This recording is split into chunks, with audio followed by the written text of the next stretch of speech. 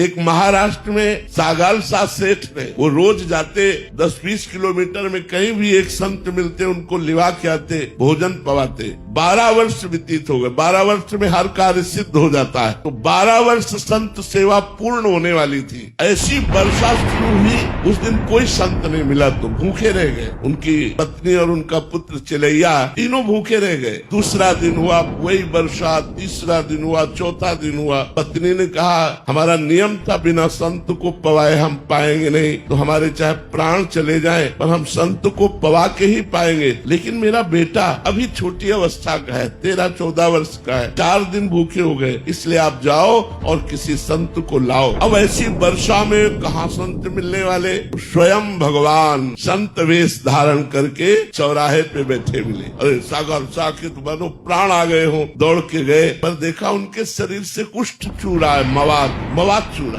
पर तिलक लगाए हुए संत वेश में साष्टांग दंडवत किया। कहा भगवान हमारा व्रत था, बिना संतों को भोजन पवाए हम पा नहीं सकते। 4 दिन हो गए, हमारे परिवार में किसी ने जल भी नहीं पिया। आप चलें और प्रसाद पाए और हमारे परिवार के प्राणों की रक्षा हो जाए, हमारे नियम की पूर्ति हो जाए। उनका हाँ चल सकते हैं, लेकिन मैं चलने लायक नहीं हूँ, मुझे कोई अपने कांधे पे ले चले। तो उनका आओ प्रभु मेरे कांधे पे बैठो। उनका नहीं, एक आदमी तो मक्खी उड़ाने के लिए चाहिए ना, अपनी पत्नी को लिवा के लाओ। गए घर में, पत्नी से कहा, पत्नी आई, जे ही वो बीभत्स रूप देखा, यहाँ घाव मवाद चूरा है। और उसके मन में आया नहीं संत के प्रति दोष दर्शन नहीं करना, मुझे संत सेवा करनी, इसलिए बैठा ला। अब वो इतनी दुर्गंध भगवान ने बढ़ा दी कि दोनों पति पत्नी छोड़कर भाग जाए, लेकिन गोविंद गोविंद गोविंद एक एक कदम भगवान नाम जप करते हुए घर पहुँचे। उनको स्नान कराया, चंदन लगाया। उन्होंने फिर खीर पुआ